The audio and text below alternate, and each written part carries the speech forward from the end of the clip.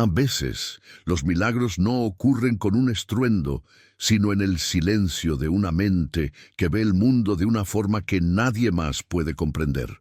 La historia que están a punto de escuchar trata sobre una injusticia tan grande que duele, sobre la crueldad nacida del poder, pero también sobre un don tan puro y una valentía tan inesperada que fueron capaces de desmantelar un imperio de arrogancia y reconstruirlo sobre cimientos de esperanza.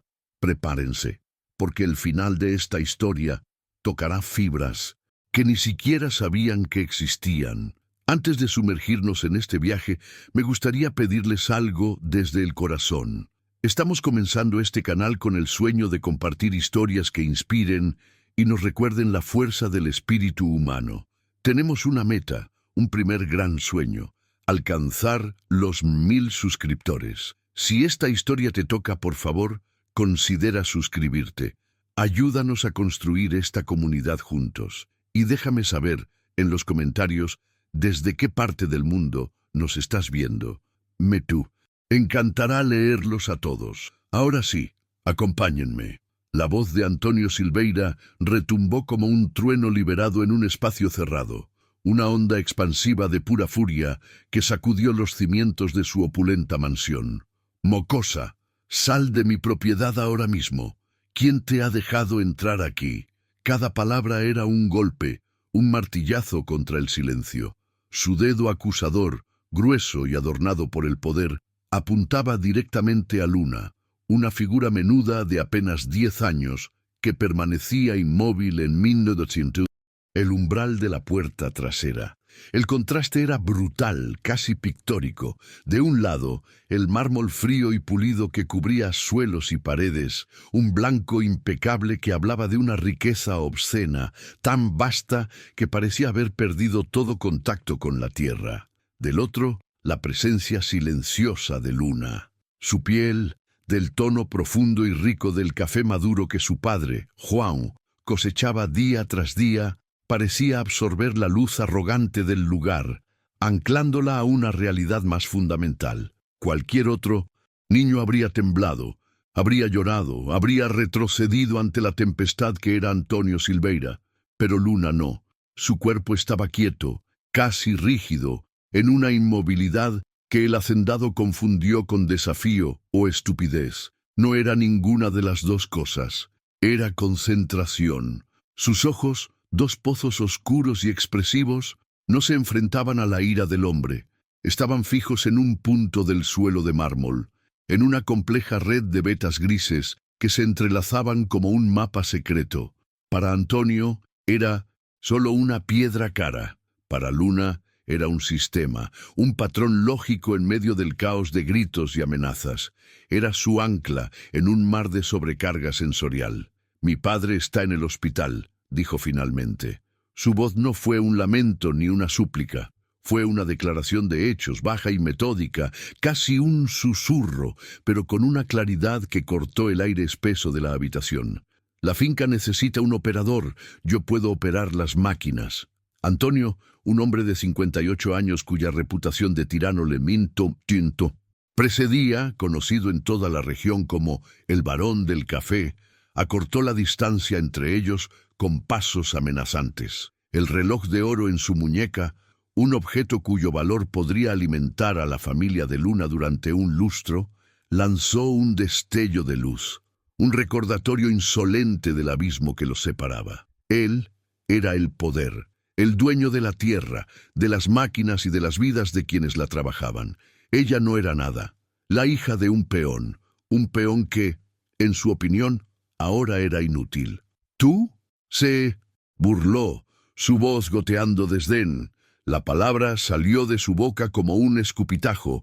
«Una mocosa de tu tamaño, y encima eres rara, ni siquiera me miras a los ojos cuando te hablo.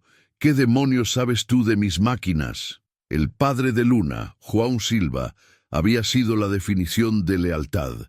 12 años de su vida entregados a la finca Santa Clara, 12 años de sudor bajo el sol inclemente.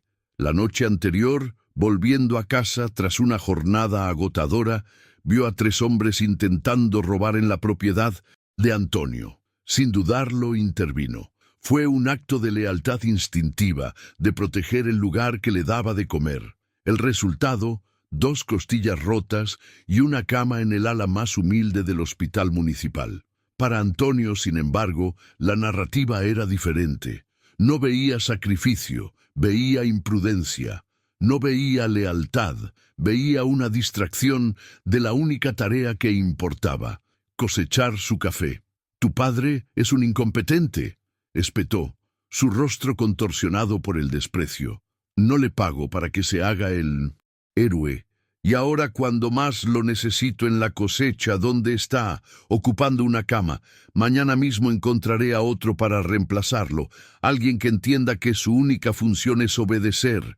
La amenaza cayó como una sentencia de muerte. Luna sintió una opresión en el pecho, una ola de pánico frío. La imagen de la nevera de su barracón, casi vacía, apareció en su mente. El último paquete de frijoles, la tos persistente de su madre, una enfermedad que se agravaba por la falta de medicinas caras. Sin el salario de su padre, por miserable que fuera, estaban perdidos. El desahucio no era una amenaza lejana, era una certeza inminente.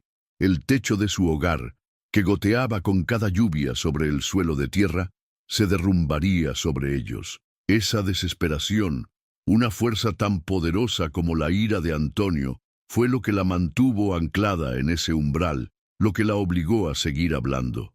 «Por favor, señor», insistió, y esta vez un temblor casi imperceptible vibró en su voz. «Mi madre está muy enferma. Necesitamos el empleo».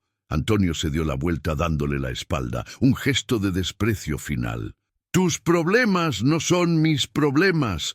El mundo está lleno de gente dispuesta a trabajar por menos. Considera a tu padre despedido». Fue en ese momento, en el borde mismo del abismo, que el don de Luna, su mente única, forjó un camino donde no existía ninguno. Justo cuando Antonio creía haber aplastado la última chispa de esperanza de la niña, justo cuando se deleitaba en el silencio que seguía a su sentencia, Luna habló de nuevo.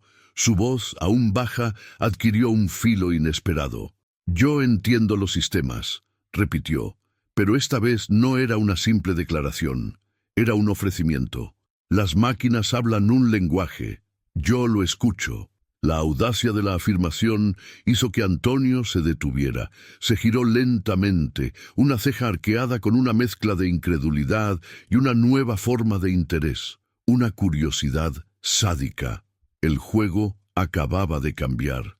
Ya no se trataba de despedir a un peón, sino de la posibilidad de un entretenimiento macabro. «Ah, ¿sí?», dijo, acercándose de nuevo. «¿Y qué te dicen mis máquinas, pequeña susurradora de motores?» El sarcasmo era denso, pero Luna no lo procesaba como tal. Para ella, era una pregunta directa que merecía una respuesta directa.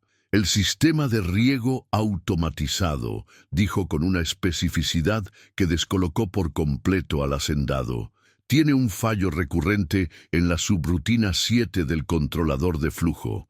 Provoca picos de presión que los sensores interpretan como obstrucciones, deteniendo el ciclo. Lo leí en los manuales técnicos que mi padre guarda». Antonio se quedó mudo por un instante. «¿Manuales técnicos? ¿Subrutina 7? El equipo de ingenieros que había contratado de la capital, hombres con títulos universitarios y salarios exorbitantes, le habían dado un diagnóstico vago sobre un posible fallo de hardware y un presupuesto de reparación de 5 cifras. Y ahora, esta niña extraña, la hija de un recolector de café, le estaba dando un análisis de software con una precisión quirúrgica. La situación dejó de ser una simple molestia para convertirse en un espectáculo fascinante. La idea floreció en su mente, perversa y brillante. No creía ni por un segundo que ella pudiera arreglar nada, pero la oportunidad de demostrar públicamente la inutilidad de su supuesto don, de humillarla de una forma mucho más profunda que con un simple despido, era irresistible. Sería una lección para todos. Los dones, la fe, la esperanza, Todo eso eran tonterías frente al poder real del dinero y la maquinaria. Muy bien, mocosa, dijo, y una sonrisa cruel se dibujó en sus labios finos. Vamos a hacer un trato. Se agachó lentamente hasta que su rostro quedó a la altura del de Luna, invadiendo su espacio personal, forzándola a sentir el calor de su aliento cargado de café y poder. Me has intrigado. Te daré una oportunidad, no porque te crea, sino porque quiero ver este espectáculo. Las condiciones del juego fueron establecidas con una crueldad calculada. Trabajarás en el campo como cualquier otro. Te pagaré 20 reales al día. Es una miseria, pero es más de lo que vales. Luna asintió, su rostro impasible, y al final de cada jornada, continuó Antonio, saboreando cada palabra, tendrás que trabajar en mi sistema de riego. Esa máquina, mi inversión de 800.000 reales, será tu responsabilidad. Levantó un dedo para enfatizar la advertencia final. Pero te lo advierto, si la tocas y la dañas aún, mas si le causas un solo real de perjuicio, el coste total de la reparación se descontará de tu pago. Y como 20 reales al día no cubrirían ni un tornillo, eso significa que tú y tu padre, cuando salga del hospital, trabajarán gratis para mí. ¿Por cuánto tiempo? No lo sé. 100 años, quizás, hasta que la deuda esté saldada. Era una trampa perfecta, una condena disfrazada de oportunidad, un pacto diabólico. Cualquier persona con sentido común habría huido, pero Luna no operaba con el sentido común de los demás. Operaba con la lógica de la necesidad. Era un camino terrible, sembrado de espinas y humillación, pero era el único camino que conducía a las medicinas de su madre y a la supervivencia de su familia. Asintió de nuevo, un movimiento casi imperceptible de su cabeza. El acuerdo estaba sellado. Antonio se enderezó, satisfecho. El juego había comenzado. Se sentía como un emperador romano en el Coliseo, a punto de soltar a un león contra un niño indefenso, solo para su propio deleite. No sabía que, en realidad, acababa de abrirle la jaula a algo que no podía comprender, una mente que veía las grietas en su mundo, perfectamente construido y que, silenciosamente, iba a encontrar la manera de derribarlo todo. Es en momentos como este, cuando ves a un espíritu tan pequeño enfrentarse a una montaña de crueldad, que te preguntas de dónde viene esa fuerza. No es solo valentía, es algo más profundo, es la certeza de que rendirse no es una opción, y es por eso que contamos estas historias, para recordarnos a nosotros mismos esa fuerza que todos llevamos dentro. Si esto resuena contigo, si sientes esa mezcla de rabia y esperanza en el pecho, únete a nosotros. Suscribirte al canal es la forma en que nos dices, sigan buscando estas luces en la oscuridad. Nos ayudas a demostrar que estas historias importan. El despertador sonó a las 4 de la mañana, un grito metálico en la quietud del barracón. Para Luna no fue un despertar, pues apenas había dormido. Su cuerpo pequeño y desacostumbrado al abuso físico ya protestaba con un dolor sordo en cada músculo.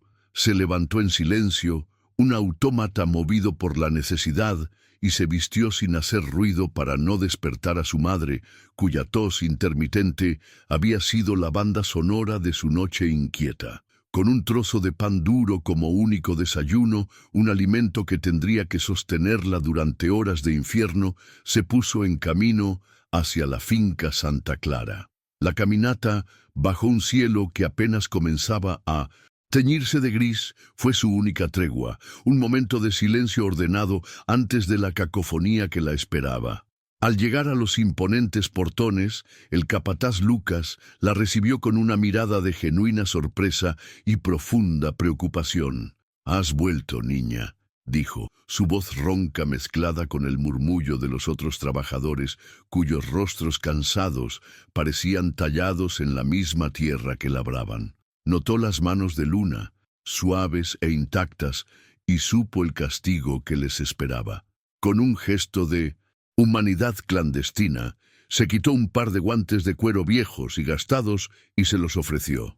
«Toma, son demasiado grandes, pero protegerán tus manos. Eran de mi hijo cuando empezó aquí», susurró, mirando nerviosamente a su alrededor. «No le digas a nadie. Al patrón no le gusta que facilitemos las cosas». Luna aceptó el regalo con un breve asentimiento, un gesto que contenía una gratitud inmensa que no sabía expresar con palabras. Como si hubiera sido invocado por el miedo a su nombre, Antonio, Silveira apareció montado en su magnífico caballo negro, una figura de poder que empequeñecía a todos los demás. «Veo que la mocosa tuvo el coraje de volver», ladró, su voz cortando el aire de la mañana. «Veamos si hoy consigue ser menos inútil que ayer». Y entonces, con una crueldad deliberada, dictó su orden. «Hoy trabajarás en el sector norte». Un silencio tenso cayó sobre los trabajadores. Lucas intentó intervenir. «Señor, esa zona es muy empinada, peligrosa hasta para los hombres más fuertes». «Él dijo que puede trabajar como un hombre», cortó Antonio, «pues lo demostrará, y si no cosecha al menos 10 cestas completas, puede olvidarse del acuerdo». El sector norte era un infierno verde. El terreno, casi vertical, obligaba a los recolectores a aferrarse a los arbustos con una mano mientras con la otra arrancaban los granos. Para una niña de 10 años, cada paso era una proeza de equilibrio. Cada cesta llenada, una victoria sobre la gravedad y el agotamiento. El sol subió en el cielo, no como una fuente de vida, sino como un verdugo, un ojo de fuego que castigaba sin piedad. El sudor empapaba la ropa de Luna, picando en sus ojos. Los guantes de Lucas ayudaban, pero no podían evitar que las ampollas florecieran en sus palmas, burbujas de dolor que reventaban con cada movimiento. El mundo exterior se convirtió en un asalto sensorial. El olor agrio del sudor, los gritos de los otros trabajadores, el roce áspero de las hojas contra su piel. Para sobrevivir, Luna se refugió en el único lugar seguro que conocía, su mente. Se concentró en el patrón.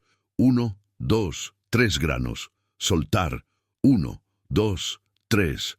Soltar. El ritmo se convirtió en su mantra, una pared de lógica que la aislaba del dolor y del caos. Al mediodía, Antonio regresó. «¿Cuántas cestas ha llenado la inútil?», le preguntó a Lucas. 6 completas, patrón. Se está esforzando mucho», respondió el capataz. Antonio soltó una carcajada cargada de desdén. «¡6! Mis nietas pequeñas recogerían más. Jugando. Tiene hasta el final del día para completar las 10, o nuestro acuerdo se cancela». Luna escuchó cada palabra. La humillación era una brasa ardiente en su pecho, pero la determinación era un escudo de hielo. No iba a llorar, no le daría esa satisfacción. Mientras el sol comenzaba su descenso, pintando el cielo de colores que ella era demasiado exhausta para apreciar, Luna siguió adelante. Cada músculo de su cuerpo era un grito de agonía. Su espalda estaba a punto de partirse. Sus piernas temblaban sin control, pero en su mente solo había una imagen, el rostro cansado de su madre y el frasco de medicinas vacío. Finalmente, al borde del colapso, llenó la 10ª cesta. No fue una hazaña de fuerza, sino de pura voluntad, una demostración silenciosa de que, aunque su cuerpo era frágil, su espíritu era inquebrantable. Había sobrevivido al bautismo de fuego, pero sabía que la verdadera prueba, la que requería su mente y no sus músculos, apenas estaba por comenzar. Arrastrando los pies, cubierta de polvo y sudor seco, Luna se dirigió al galpón principal. La transición del sol abrasador a la penumbra del enorme edificio fue un alivio momentáneo, pero el ambiente en el interior tenía su propia forma de intimidación. El galpón era una catedral de metal y grasa, y en su centro el sistema de riego automatizado reposaba como un dios caído. Era una bestia de acero rojo, un laberinto de tuberías, cables y engranajes, un gigante de 800.000 reales que representaba la brecha entre la genialidad humana y el simple error que lo había paralizado. Y allí, recostado contra una pared, Parcialmente oculto por las sombras, estaba Antonio, esperándola. Había una sonrisa de suficiencia en su rostro, la de un depredador que sabe que su presa está agotada y sin escapatoria. Así que la recolectora de café cree que ahora puede ser ingeniera, dijo, su voz resonando en el vasto espacio. Vamos, muéstrame ese famoso don del que tanto hablas. Luna no respondió. Se acercó a la máquina con una reverencia que desconcertó al hacendado. Para Antonio era una herramienta, una posesión cara. Para Luna era un organismo, un sistema con su propio lenguaje, y en ese momento ese lenguaje estaba gritando de dolor. Sus manos, pequeñas y maltratadas, se deslizaron sobre el metal frío. No estaba buscando óxido o abolladuras. Estaba sintiendo las vibraciones, escuchando el silencio antinatural de sus componentes. Pidió a Lucas, que la había seguido a una distancia prudente, una caja de herramientas básicas. Antonio observaba cada uno de sus movimientos con un cinismo divertido. Esperaba verla dar golpes al azar, mirar sin comprender y finalmente rendirse. Pero lo que Luna hizo fue algo completamente diferente. Abrió el panel de control principal, exponiendo una maraña de cables y placas de circuito. Para un ojo inexperto era un caos indescifrable. Para Luna era una partitura musical y había una nota terriblemente discordante. Sus ojos no se movían al azar. Seguían el flujo de la lógica, el camino que la electricidad y los datos debían recorrer. Era como si pudiera ver la energía misma, y notó dónde se interrumpía, dónde se desviaba de su curso correcto. Pasó casi una hora en un silencio absoluto, solo interrumpido por el suave clic de alguna herramienta o el roce de sus dedos sobre un diagrama. Antonio comenzaba a impacientarse. Su diversión inicial se convertía en aburrimiento. Estaba a punto de declararla un fraude cuando Luna habló. «Lo encontré», dijo, su voz apenas un susurro, pero resonó con la fuerza de una revelación. Antonio se acercó, escéptico. «¿Qué encontraste? ¿Un tornillo suelto?» «No», respondió Luna sin apartar la vista del circuito. «Encontré la ilógica». Apuntó con un dedo delgado y sucio a una pequeña sección de la placa base. «Aquí». Este procesador de flujo fue deliberadamente sobrecargado. Alguien puenteó el fusible de seguridad con este filamento de cobre. Se giró y miró a Antonio, y por primera vez, él vio algo más que una niña extraña en sus ojos. Vio una inteligencia aguda y penetrante. «No fue un accidente», continuó ella. «Un sistema no crea un puente físico sobre su propia seguridad. Esto no es un desgaste, no es un fallo. Es sabotaje. La lógica del sistema fue violada a propósito». El impacto de esas palabras dejó a Antonio sin aire. Sabotaje. La palabra confirmó una sospecha que había estado royendo en el fondo de su mente. Una sospecha que sus costosos ingenieros habían descartado como fallo de equipo. Esta niña, en menos de una hora, con herramientas básicas y una concentración casi aterradora, no solo había encontrado el problema, sino que había diagnosticado su naturaleza criminal. La certeza en su voz era absoluta, la certeza de alguien que no está adivinando, sino leyendo un hecho irrefutable.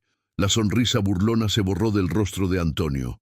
Fue reemplazada por una expresión indescifrable, una mezcla de conmoción, la irritación de haber sido superado por una niña y una nueva, diminuta y profundamente inquietante semilla de respeto. Por primera vez, la consideró no como un peón en su juego, sino como una pieza que no entendía, una variable que no había calculado.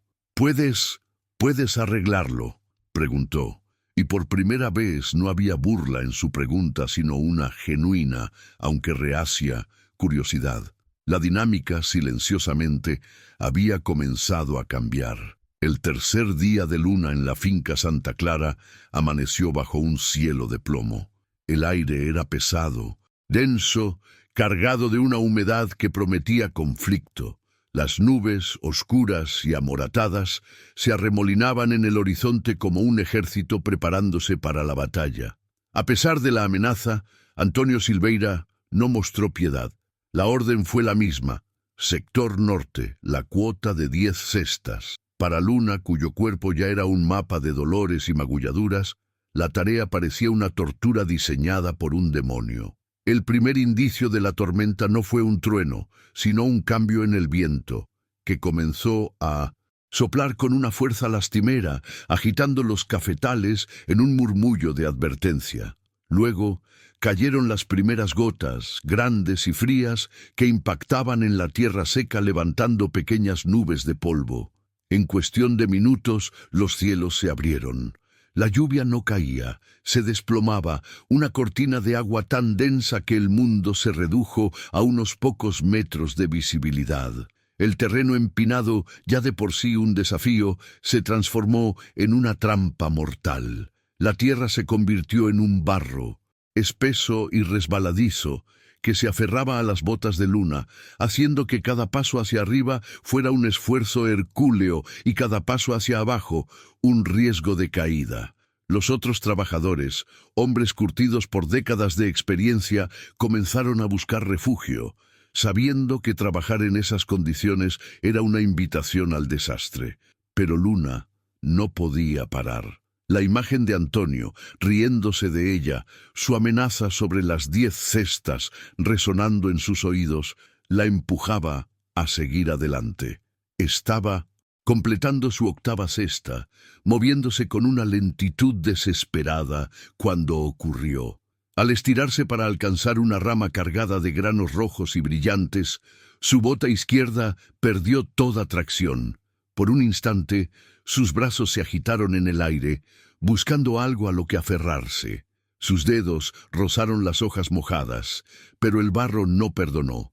Su pequeño cuerpo se deslizó y luego rodó por la ladera. No fue una caída larga, apenas unos metros, pero en su trayectoria chocó contra la base de 3 arbustos de café jóvenes. El impacto, combinado con la tierra reblandecida, fue suficiente para arrancarlos parcialmente de raíz, dejando sus sistemas vitales expuestos a la furia de la tormenta. ¡Gabriel!, gritó Lucas, corriendo torpemente por la ladera. Pero antes de que pudiera llegar, otra figura emergió de la bruma de la lluvia, una silueta imponente y oscura. Antonio Silveira, protegido por un costoso impermeable que repelía la tormenta como si fuera una molestia insignificante, había llegado. No vio a la niña cubierta de lodo y temblando. Su mirada se clavó en los arbustos dañados. «¿Qué has hecho?». Su voz no fue un grito, fue un siseo bajo y letal, más aterrador que cualquier trueno. «Fue un accidente, señor. Resbalé», intentó explicar Luna, su voz casi ahogada por la lluvia y el miedo.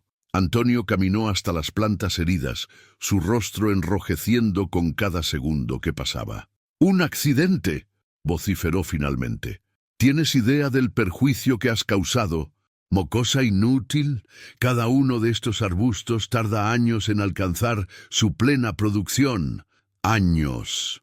Se irguió en toda su altura, un juez implacable dictando sentencia bajo la lluvia. «El valor de estas plantas será descontado de tu pago, y puedes olvidarte del acuerdo sobre tu padre. Estás despedida.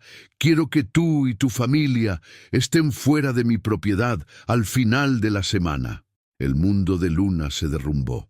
Todo el dolor, el esfuerzo sobrehumano, la humillación soportada, todo se había reducido a nada por un resbalón en el barro. Las lágrimas, que había contenido con una fuerza de voluntad sobrehumana, finalmente brotaron, mezclándose con la lluvia y el lodo en su rostro.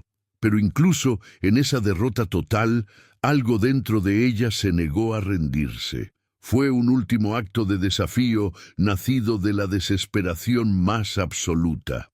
«Por favor», suplicó su voz rota, «al menos déjeme intentar arreglar su sistema de riego. Era parte del trato. Si lo consigo, reconsidere lo de mi padre.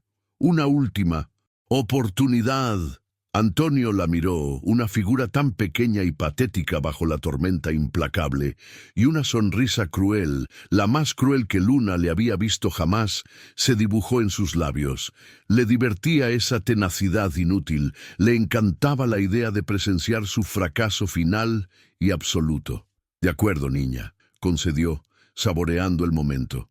«Una última oportunidad. Arregla mi máquina. Hoy. Ahora. Pero si fallas, y vas a fallar, me aseguraré personalmente de que tú y tu padre no vuelvan a encontrar trabajo en toda esta región».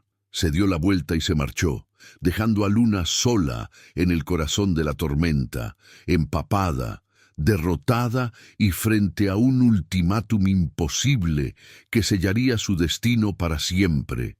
Cuando la lluvia finalmente amainó, transformándose en una llovizna fina y triste, Luna caminó hacia el galpón. Cada paso era pesado, no solo por el lodo y el agotamiento, sino por el peso de la desesperanza. Estaba rota, física y emocionalmente, pero al cruzar el umbral del vasto edificio y encontrarse de nuevo frente a la bestia de acero rojo, algo cambió. El mundo exterior, con su clima impredecible y sus emociones caóticas, se desvaneció. Aquí, en el santuario de la lógica y la mecánica, estaba en su elemento.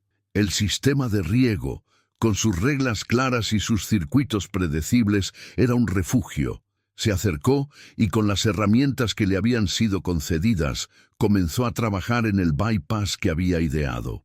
Su mente se enfocó, bloqueando el dolor de su cuerpo y la angustia de su corazón. Estaba aplicando el último refuerzo a su reparación temporal, un remiendo ingenioso que debería devolverle la vida a la máquina. Cuando el verdadero desastre, la trampa final, se activó. No fue un fallo mecánico, fue un ataque. En algún lugar, a kilómetros de distancia, el rival de Antonio, Rogerio Méndez, al darse cuenta de que su sabotaje inicial había sido descubierto y neutralizado, lanzó su ofensiva final. Un pulso electromagnético, enviado a través de una puerta trasera en el P900 software, golpeó la unidad central del sistema. Las luces del galpón parpadearon violentamente y luego se apagaron, sumiendo el lugar en una penumbra de emergencia. Un zumbido grave y ominoso comenzó a emanar del panel de control, y un olor acre a plástico quemado y ozono llenó el aire. Segundos después, las chispas comenzaron a volar, una lluvia de fuego eléctrico que iluminaba la escena con destellos erráticos. Una densa humareda negra brotó de las rejillas de ventilación.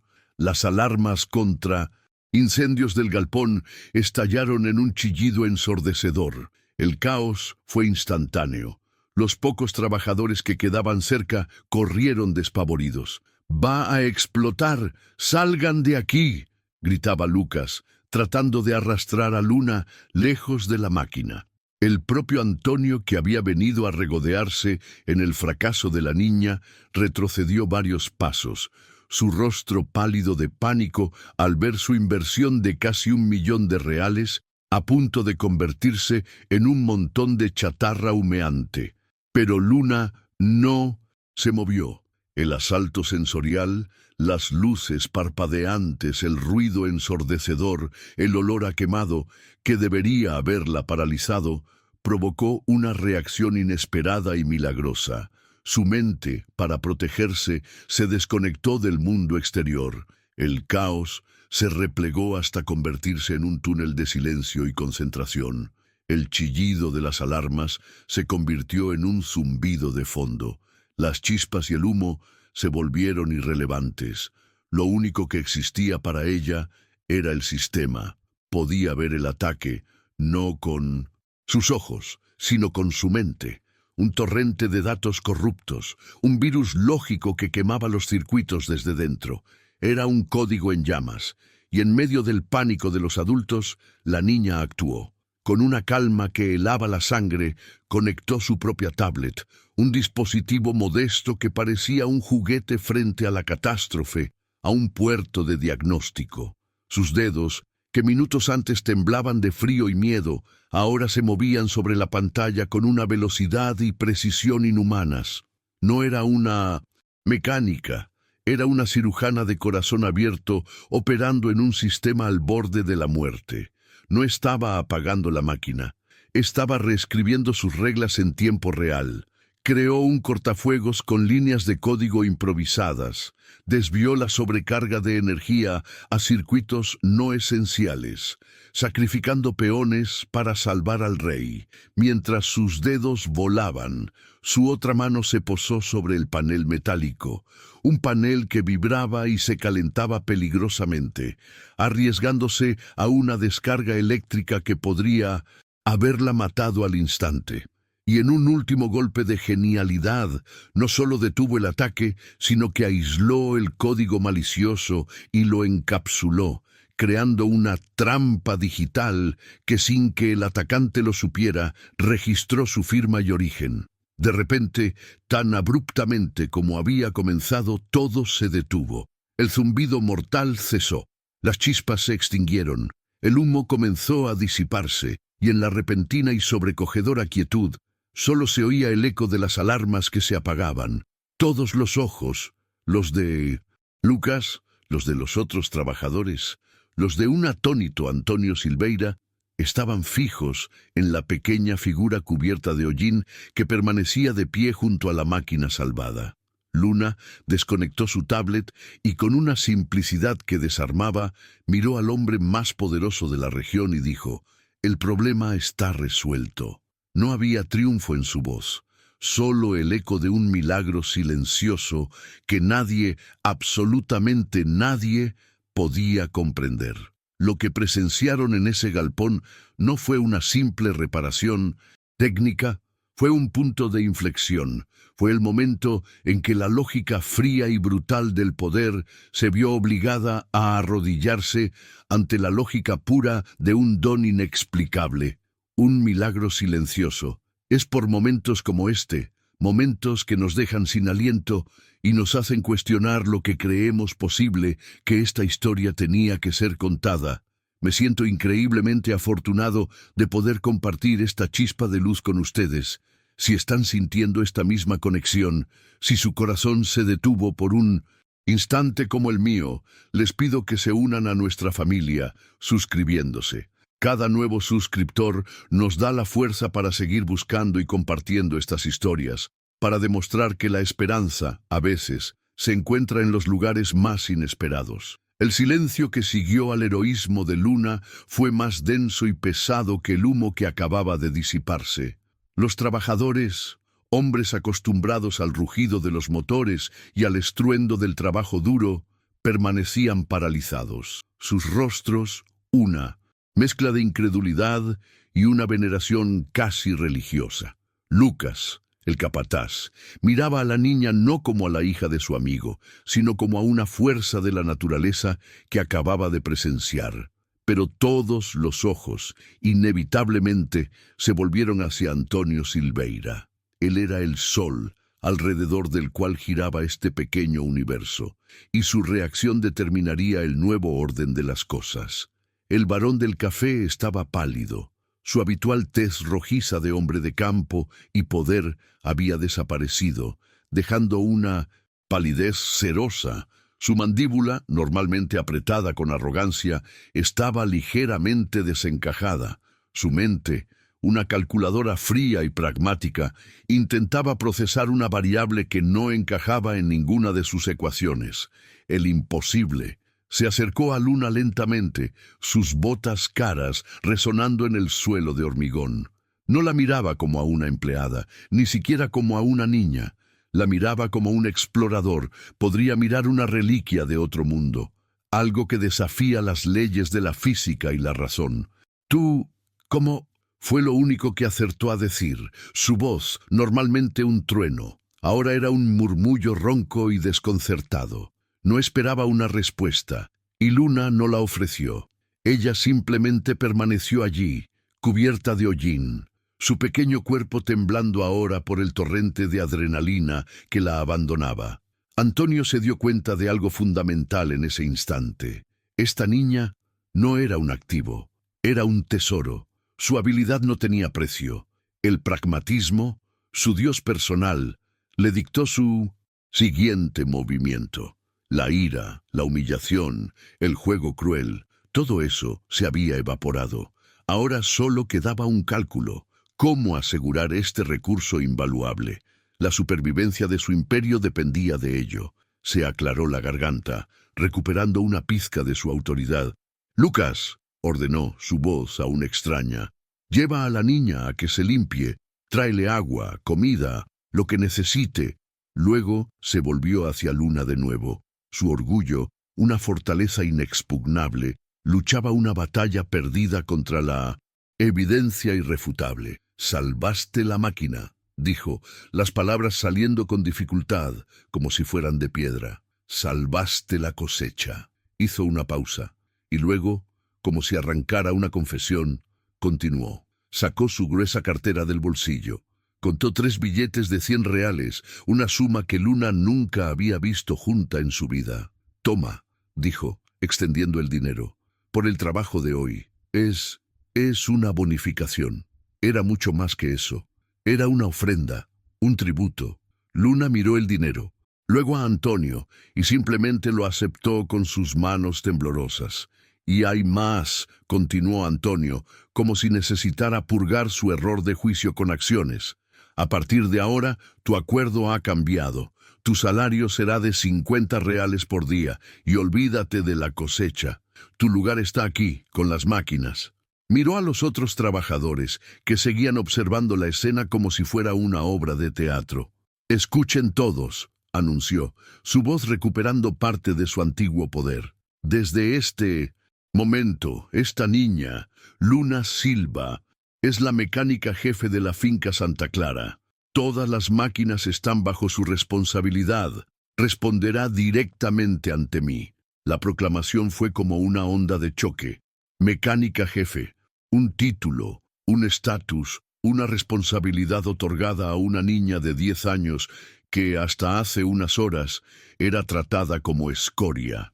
Era la primera recompensa real de Luna.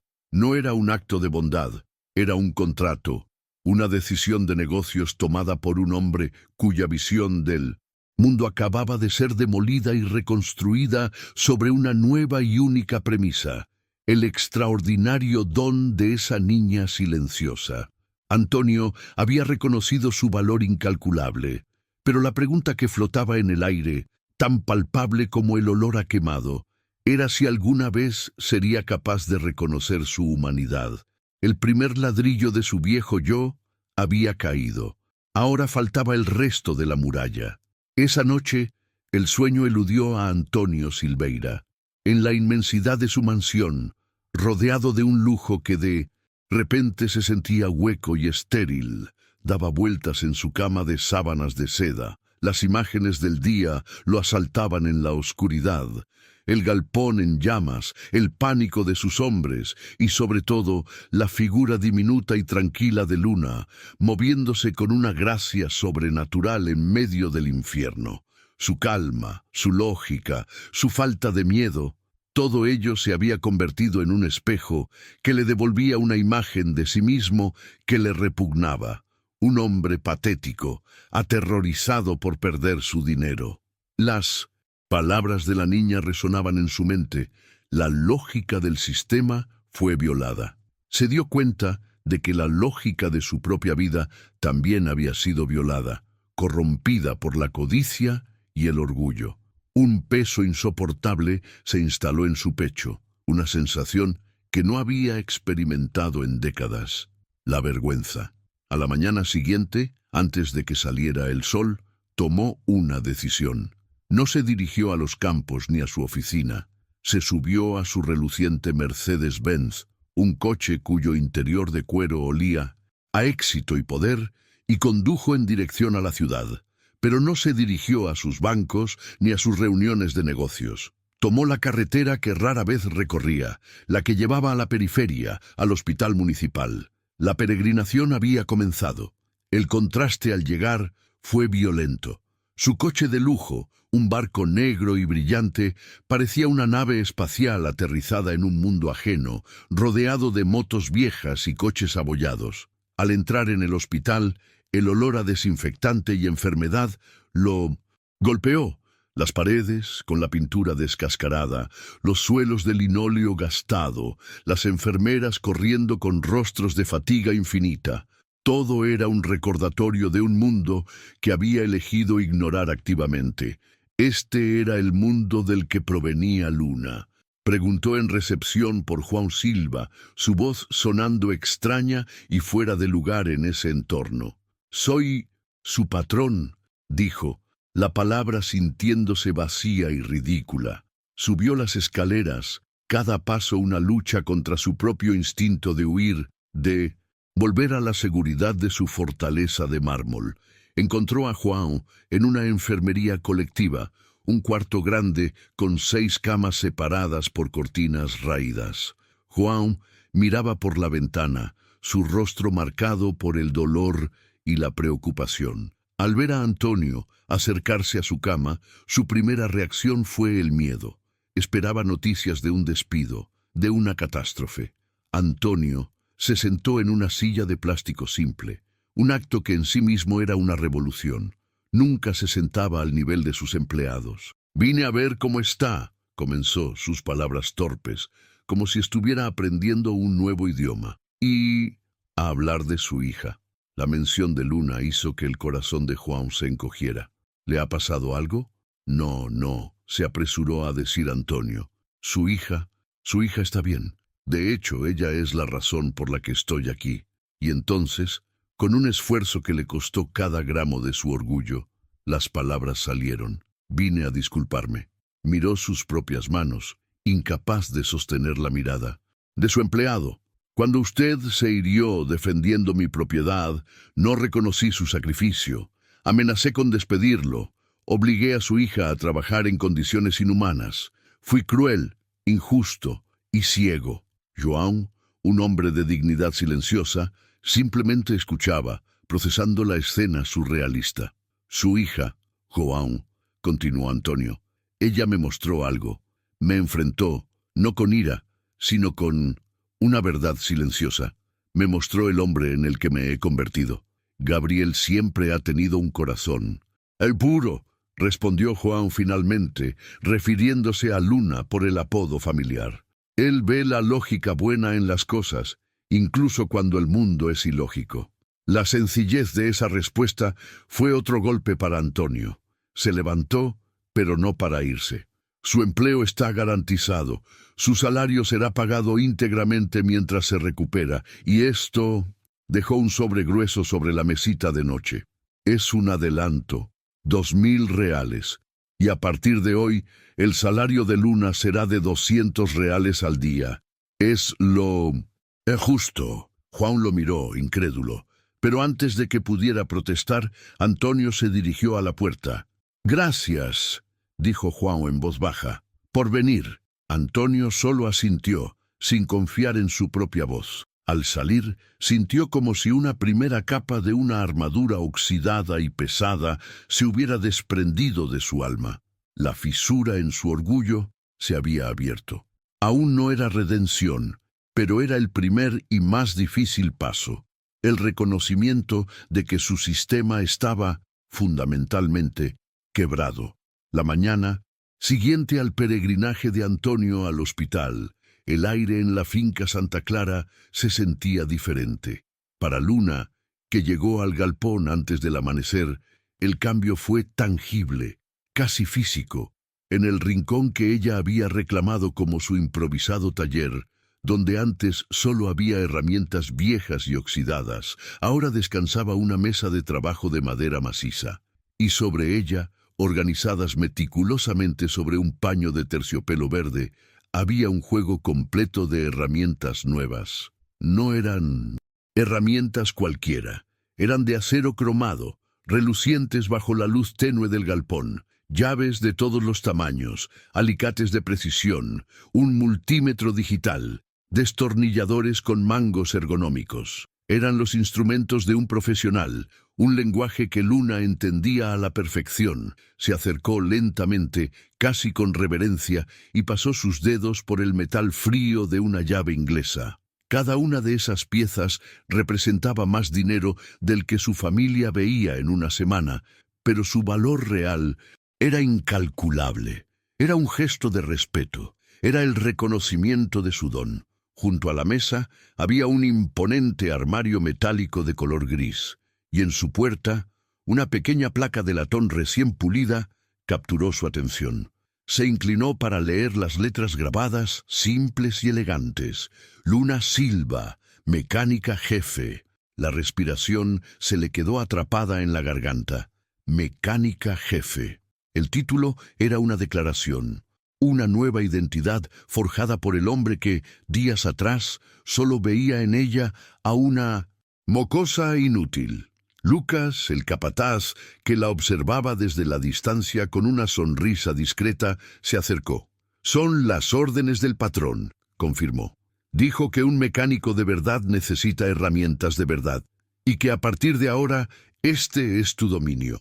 Pero las ofrendas de Antonio apenas comenzaban. Esa misma tarde, un mensajero le pidió a Luna que se presentara en la casa grande. El corazón le dio un vuelco. Nunca había pasado más allá del umbral de la puerta trasera, siguiendo a una empleada a través de los corredores silenciosos y opulentos. Se sentía como una extraña en una tierra prohibida. El arte caro en las paredes, las alfombras persas bajo sus pies, los muebles antiguos que parecían susurrar historias de un poder ancestral. Todo magnificaba el abismo entre su mundo y el de Antonio. La encontró en una sala de estar con ventanales enormes que daban a los vastos cafetales. Antonio no estaba sentado en su trono de cuero, sino de pie, mirando el paisaje, pareciendo extrañamente fuera de lugar en su propia casa. «Luna», dijo sin rodeos, «he tomado algunas decisiones sobre ti y tu familia».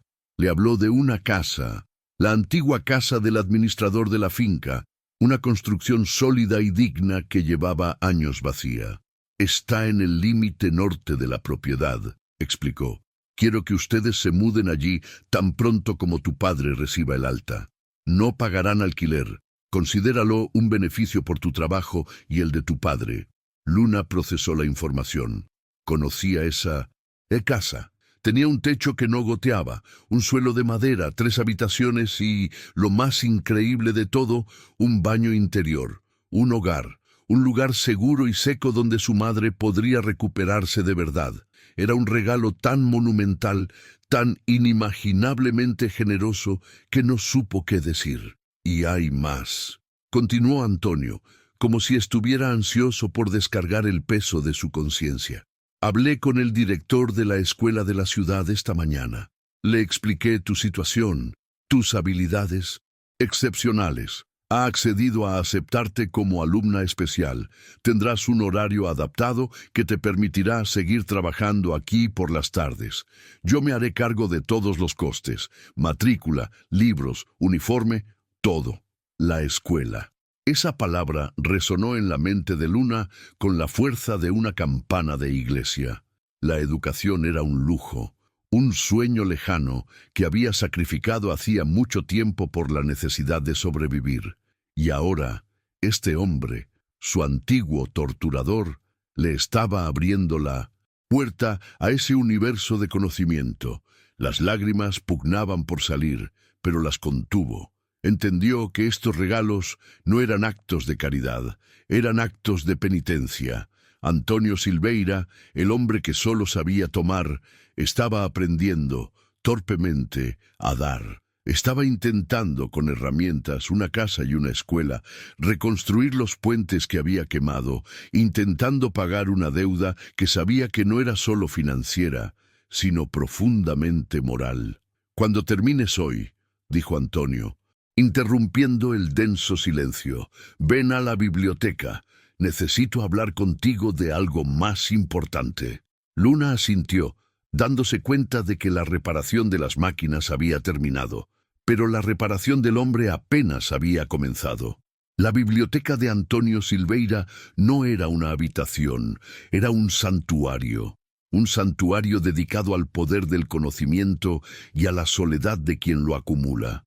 Las paredes estaban cubiertas, desde el suelo de madera oscura hasta el techo artesonado, por estanterías repletas de miles de libros, volúmenes encuadernados en cuero, clásicos de la literatura, tratados de negocios, historias de guerra y conquista.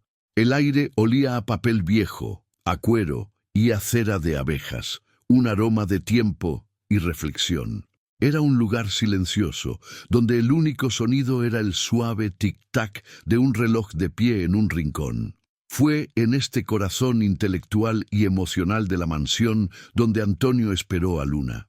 La hizo sentarse en un enorme sillón de cuero frente al suyo, junto a una chimenea apagada. La imagen era surrealista. La niña, tan pequeña que sus pies no llegaban al suelo, perdida en la inmensidad del sillón, frente al hombre que era un gigante no solo en estatura, sino en poder e influencia.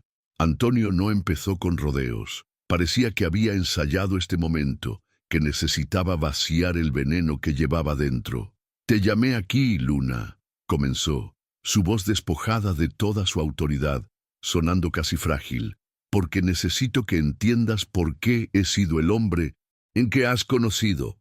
Hizo una pausa, sus ojos perdidos en los libros, como si buscara las palabras correctas en sus lomos. «Mi madre», dijo finalmente, «era una mujer como la tuya, simple, trabajadora y llena de fe.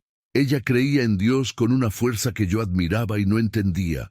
Me enseñó a rezar, me habló de la bondad, de la humildad, de valores que no se pueden comprar». Su voz se quebró por un instante, pero ella enfermó, y yo recé con toda la fuerza que un niño puede tener, y ella murió.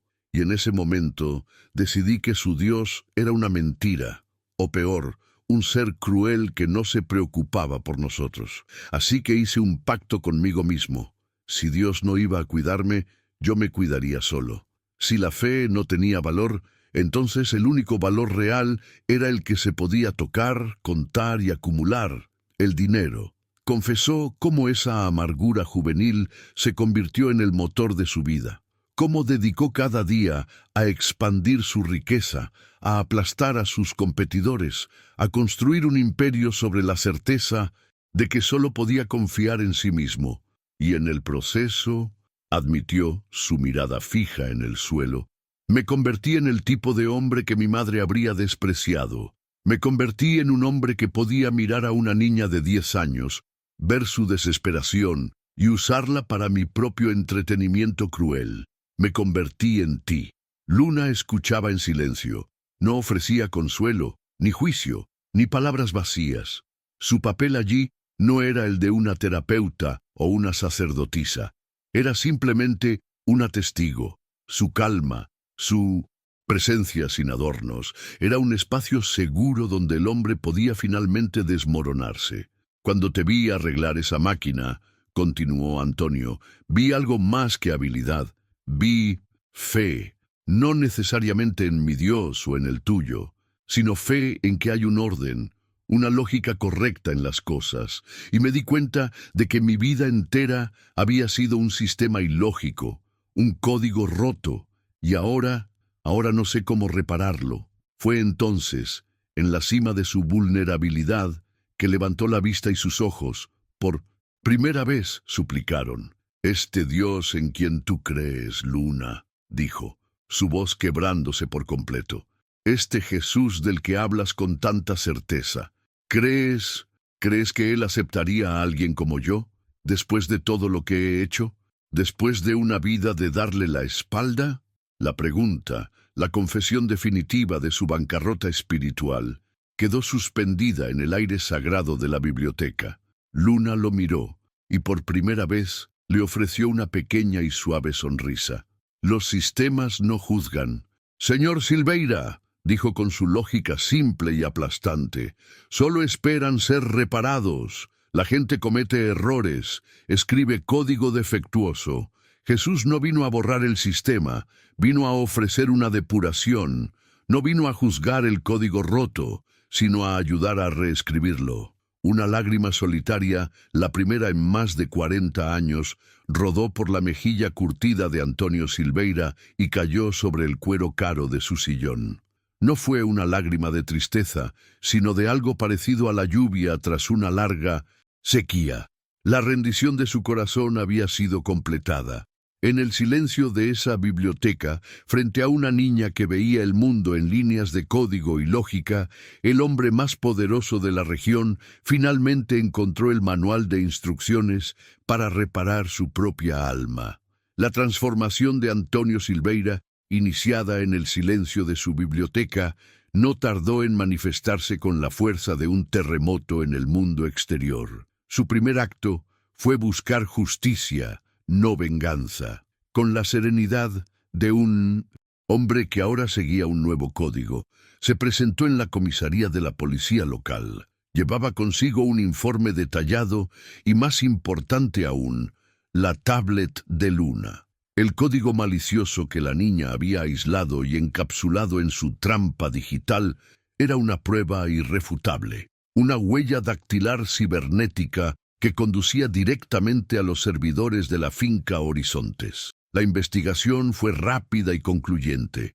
Confrontado con la evidencia, Rogerio Méndez, el eterno rival de Antonio, fue arrestado. La noticia de la caída del otro varón de la región se extendió como la pólvora, pero la verdadera conmoción vino después. La gente esperaba una guerra, una escalada de poder. En cambio, vieron a Antonio actuar con una rectitud que nadie le conocía.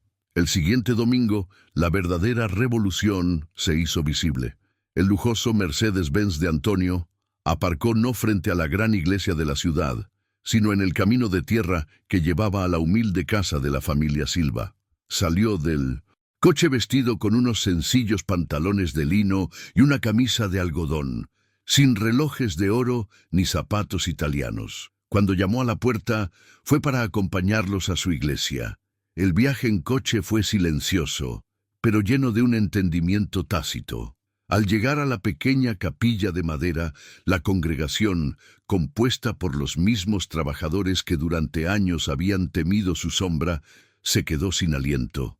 Los murmullos recorrieron los bancos rústicos. Era realmente Antonio Silveira, el hombre que los había explotado y humillado, sentado humildemente entre ellos. Se sentó en un banco de madera astillada, tan diferente de los asientos de cuero de su coche y su mansión. Escuchó los cánticos, acompañados solo por una guitarra vieja y las voces sinceras de la gente, y sintió una conexión que ninguna transacción comercial le había dado jamás. El pastor, un hombre simple con manos de trabajador, habló de la parábola del hijo pródigo, del perdón y de las segundas oportunidades. Cada palabra parecía dirigida a él. Al final del servicio, cuando el pastor invitó a la comunidad a compartir un simple almuerzo en el patio, Antonio no se marchó. Se quedó, comió el mismo plato de arroz y frijoles que todos los demás, y escuchó. Escuchó las historias de sus trabajadores, sus preocupaciones, sus pequeños sueños. Por primera vez, no los veía como engranajes de su maquinaria de hacer dinero, sino como seres humanos. Ese día, Antonio no solo fue a la iglesia, hizo una declaración pública. Declaró que el viejo varón del café había muerto y un nuevo hombre, uno que buscaba la gracia, estaba intentando nacer. La revolución continuó el lunes. Convocó a todos los trabajadores al galpón principal. La atmósfera era de nerviosismo y expectación, pero en lugar de gritos y amenazas encontraron a un hombre cambiado. Con la ayuda de un abogado que había contratado, Antonio anunció el fin del trabajo informal en la finca Santa Clara. A partir de hoy, declaró, su voz firme pero sin su antigua dureza, cada uno de ustedes recibirá un contrato de trabajo formal con todos los derechos que la ley garantiza. Los salarios serán reajustados a un nivel justo, por encima del promedio de la región, y comenzaremos un programa inmediato para reparar y mejorar todas las viviendas. Un silencio atónito fue seguido por un estallido de aplausos y lágrimas. Hombres y mujeres que habían vivido durante generaciones en un estado de servidumbre moderna, de repente se vieron tratados con dignidad. No era solo un aumento de sueldo, era la restitución de su humanidad. La transformación de Antonio ya no era un asunto privado, se había convertido en la semilla de la esperanza para toda una comunidad. Pasaron 3 meses. 3 meses en los que la finca Santa Clara se transformó a un ritmo vertiginoso. Las viejas rencillas fueron reemplazadas por un ambiente de colaboración. La productividad, irónicamente, se disparó, no por miedo, sino por gratitud y un nuevo sentido de propósito. Luna, por su parte, florecía. Dividía su tiempo entre la escuela, donde su mente brillante absorbía conocimiento como una esponja, y su taller, donde se había convertido en la guardiana indiscutible de toda la maquinaria de la finca. Un día, Antonio convocó otra reunión, pero esta vez fue diferente. Invitó a todas las familias, a los niños y a los ancianos, al jardín principal de su mansión, un césped de esmeralda que, hasta entonces, había sido un territorio tan prohibido como la luna. Bajo la sombra de un árbol centenario, con el sol de la tarde bañando la escena, Antonio se puso de pie para hacer su anuncio más ambicioso. Durante toda mi vida, comenzó, esta finca fue mía, fue un símbolo de mi poder. Hoy quiero que se convierta en un símbolo de nuestro poder, del poder de la comunidad. Hizo una pausa, dejando que las palabras calaran. A partir de hoy, la finca Santa Clara deja de ser una propiedad privada y se convierte en una cooperativa de trabajadores. Un jadeo colectivo recorrió a la multitud.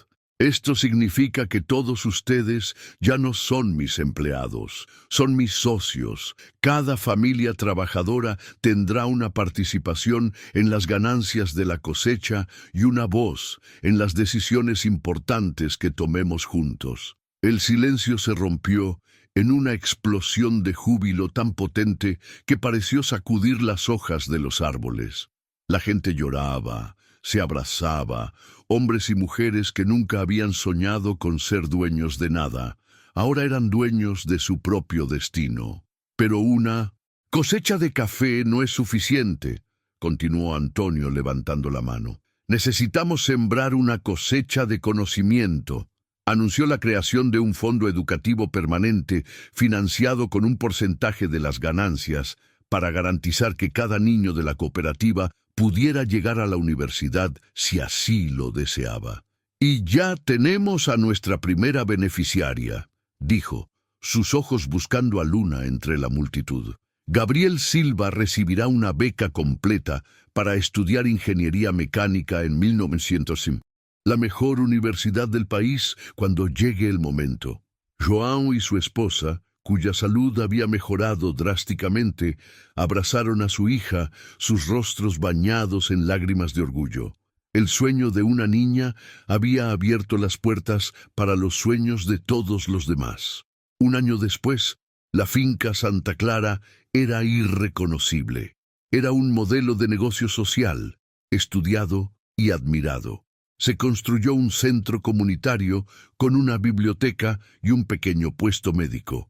La cooperativa prosperaba, y en un tranquilo domingo, la familia Silva y Antonio, ya no patrón, sino un amigo querido, casi un abuelo, compartían una comida en el jardín de la Casa Amarilla. Recuerdo el día que vine a tu mansión, muerto de miedo, comentó Luna con una sonrisa. Y yo recuerdo cómo te traté, respondió Antonio con una sombra de la vieja vergüenza. ¿Cómo pude ser tan ciego? Lo importante, dijo João, es que tus ojos se abrieron, y a través de ti muchas vidas fueron transformadas. Y mientras el sol se ponía sobre esa fiesta de esperanza, uno no puede evitar sentirse agradecido por haber sido testigo de tal transformación. Historias como la de Luna y Antonio nos recuerdan por qué vale la pena creer en el cambio, en las segundas oportunidades, en la lógica pura de la bondad. son un tesoro. Y si tú también lo sientes, si crees que estas historias deben ser protegidas y compartidas, te invito a formar parte de nuestra misión. Suscríbete y ayúdanos a seguir cosechando estas historias de esperanza. La cosechadora que Luna reparó continuó funcionando perfectamente en la finca, cosechando no solo el mejor café de la región, sino también dignidad, oportunidades y un futuro brillante para toda una comunidad. La historia del niño y el facendeiro se convirtió en una leyenda local, un testimonio silencioso de que no hay sistema ni corazón tan roto que no pueda ser reparado, y que a veces el acto de fe más pequeño, realizado por el espíritu más inesperado, puede, en verdad, cambiar el mundo. Gracias por acompañarnos hasta el final. Si esta historia te ha tocado el corazón, por favor, demuéstralo con tu suscripción y activa la campanita para no perderte nuestro próximo relato. Nos vemos en la siguiente historia.